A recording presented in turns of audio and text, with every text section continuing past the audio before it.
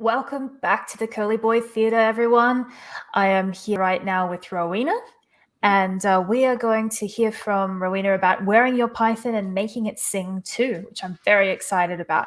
Rowena Stewart is a technology tinkerer who loves things with flashy lights and that make sounds. She's also a lifelong kindergartner. So I'll hand it over to you, Rowena. Take it away.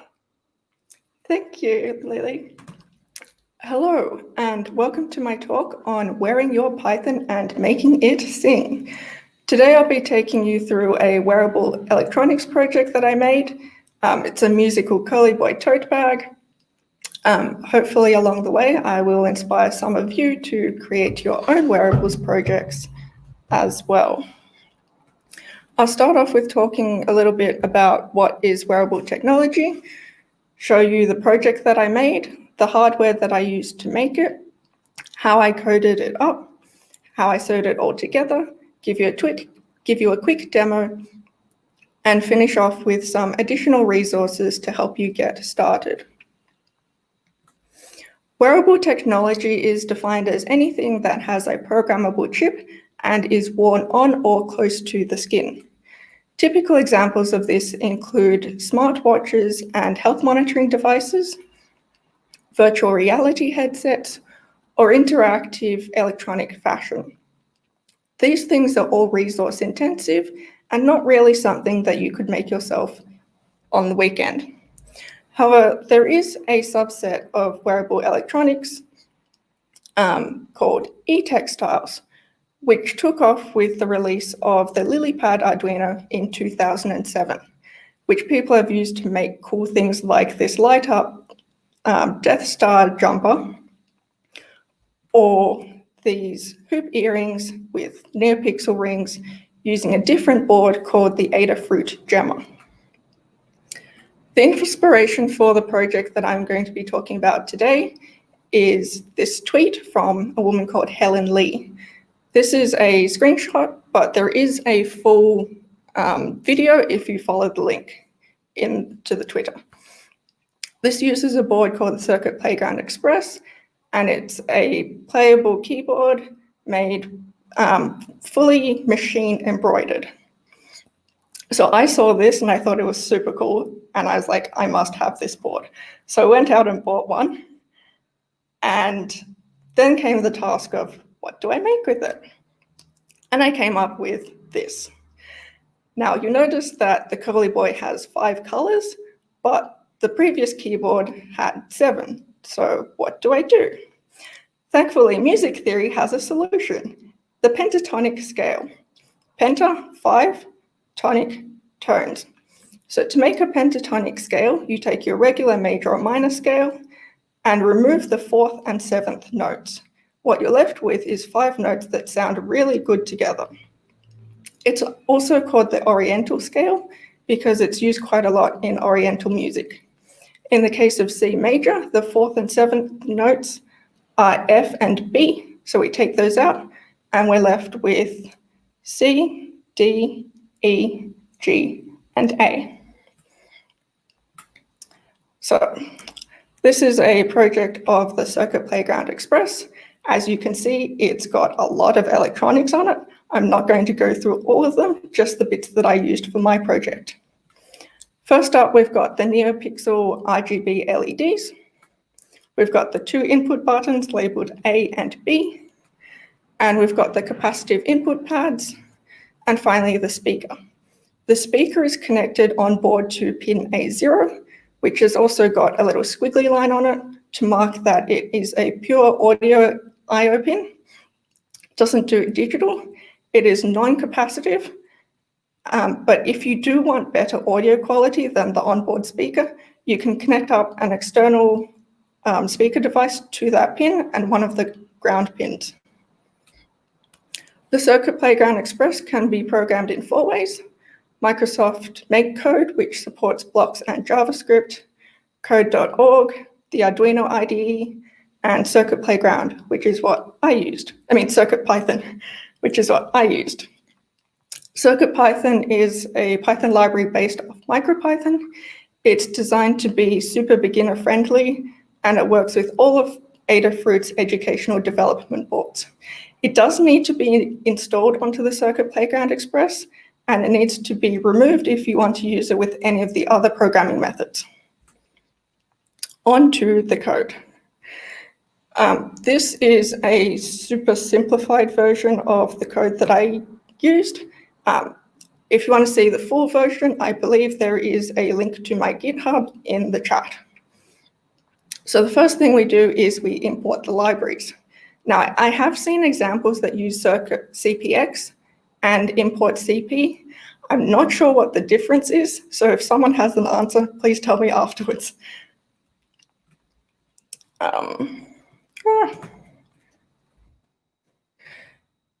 Now, the Neopixels on the board are quite bright, so what this line does is it dims them down to 10%, just to go easy on the eyes a little bit. As with all microcontrollers, we've got an infinite loop that does the main processing. Inside that, we've got an if statement that detects if one of the pins is pressed.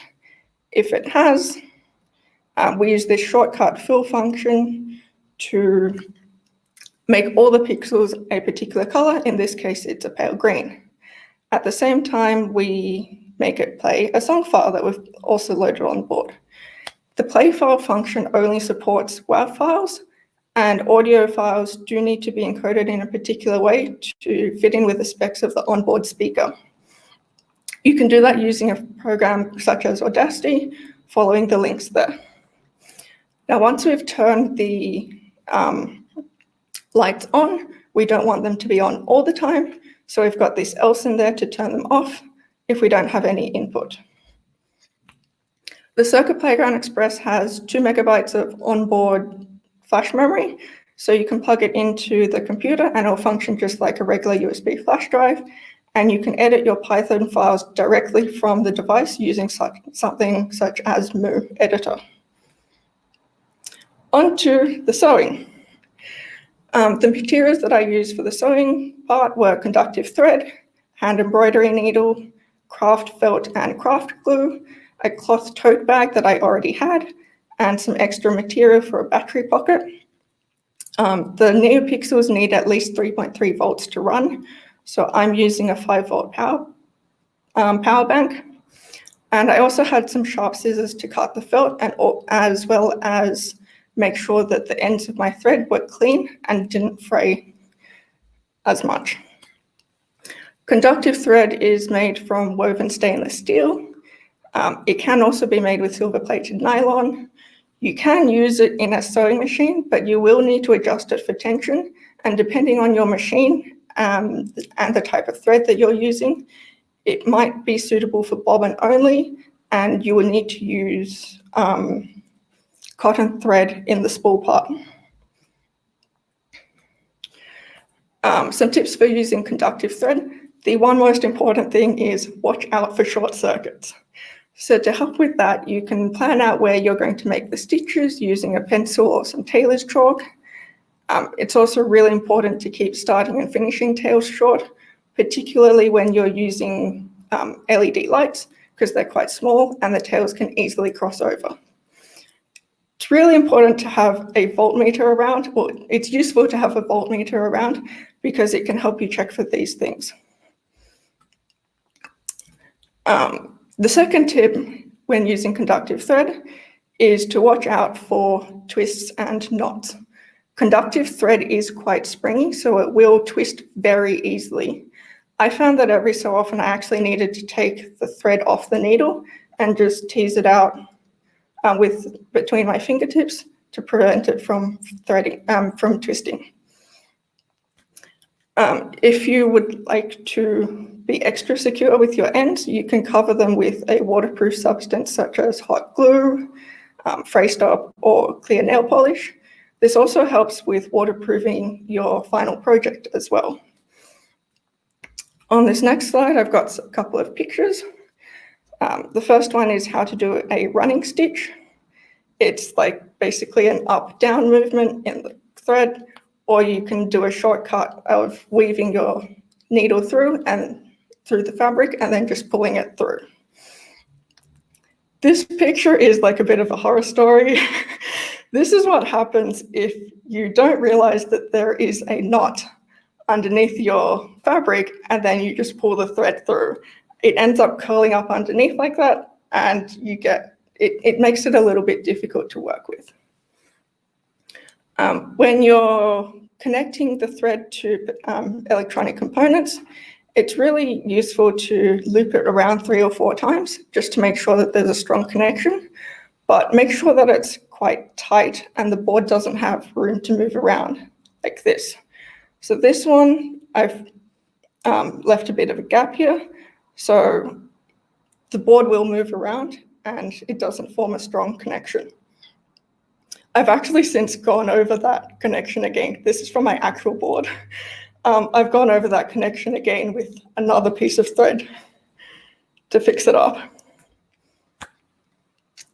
Oh, I'm going faster than I thought I would be. So, in my slides, I have a video demonstration, that's not going to play properly on here, but I don't need it because I've got my live project to show you if we just connect it up. So this is what it actually looks like. Hopefully this works.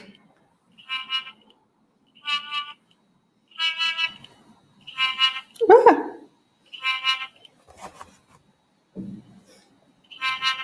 Nope. Okay, so if that happens, what you do is you press the reset button and hopefully everything goes okay. There we go. So I've used sound samples of a flute to make these. I wanted a couple more sounds because a flute doesn't go below a C4, which is also known as middle C. So I've actually added in a couple of notes with a saxophone sample, which I will show you now. So if I press this button, it plays, that's a G in the lower octave and an A in the lower octave. Now, if I've got any music teachers watching, this is actually a really fun way for teaching kids about songs that they already know that use the pentatonic scale. So one example is Hot Cross Buns, which I will play for you now.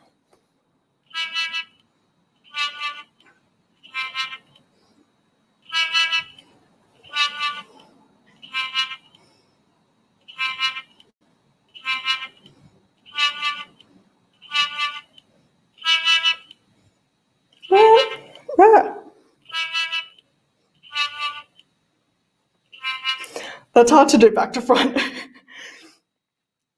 So another example that you could use is a lot of folk songs, such as Auld Lang Syne. And I actually added the 2 lower notes specifically so I could play this. So I'll play that for you now as well. Hopefully it goes okay.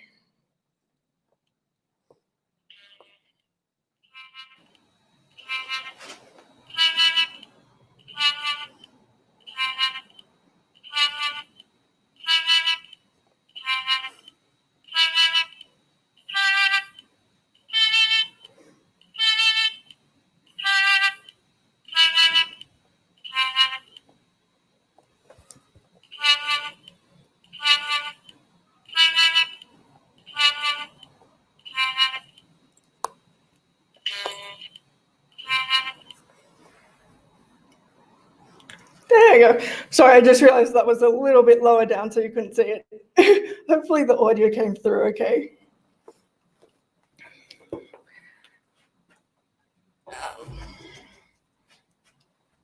Okay. So to finish up with, I've got a slide of some additional resources that helped me on my journey when I was getting started researching through this. The official docs on Adafruit are actually really helpful. They'll go through each component and give you some code snippets that you can use with those. I've also got lots of Wearable videos, Wearable Wednesday videos. SparkFun has lots of good tips on how to use conductive thread in sewing. Helen Lee, who created the original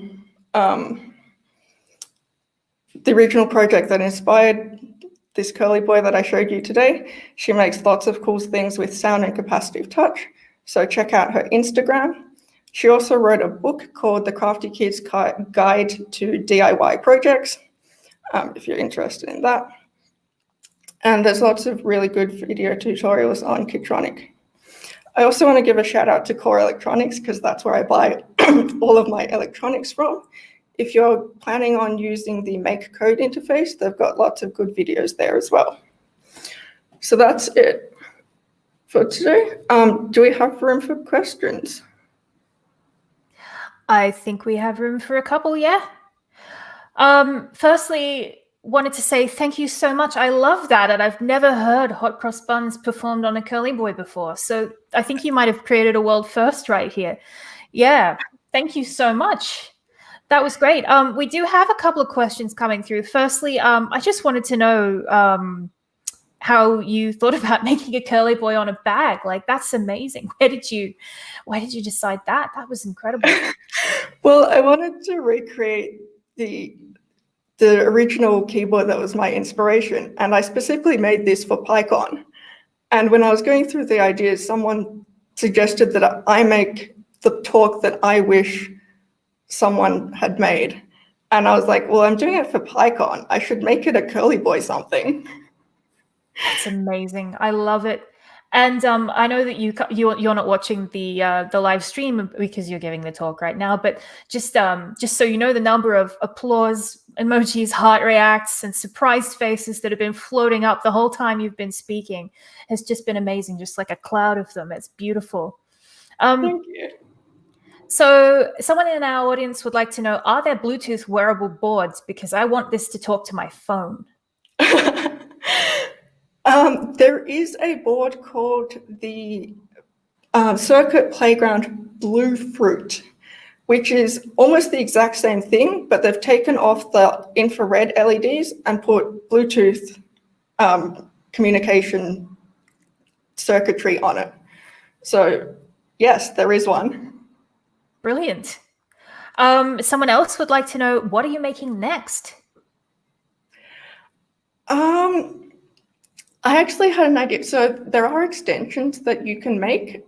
You can get like additional coding libraries that allow communication, like emulation of a keyboard and a mouse. So I have an idea to convert the Circuit Playground Express into a different board called the Makey. Ah, yeah. Have you heard of that before? Yes, I have a Makey over in one of the boxes over there. Oh, sorry, please go on. Just get excited about Makeys. If you don't know what it is, it basically emulates specific keys on the keyboard, and you can connect it up to other things. So the main example is turning a banana into a spacebar. Doesn't end well for the banana. I've found it usually makes the banana go quite brown, but it's it's effective. You can definitely turn the banana into a spacebar. So another question we've got, is there any danger of short circuiting from touching the bag since the wires are exposed?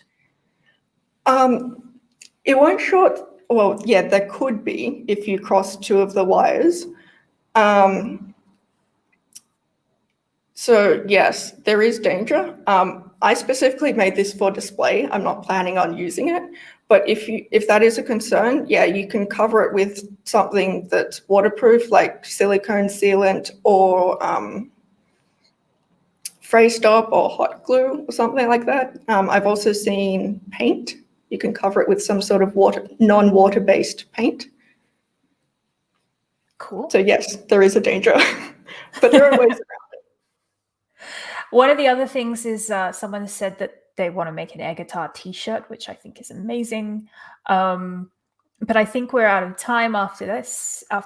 So yeah, all that remains is to thank you so much, Rowena, for this talk. This is amazing, and my heart is so full after having seen it. So thank you. Thank you.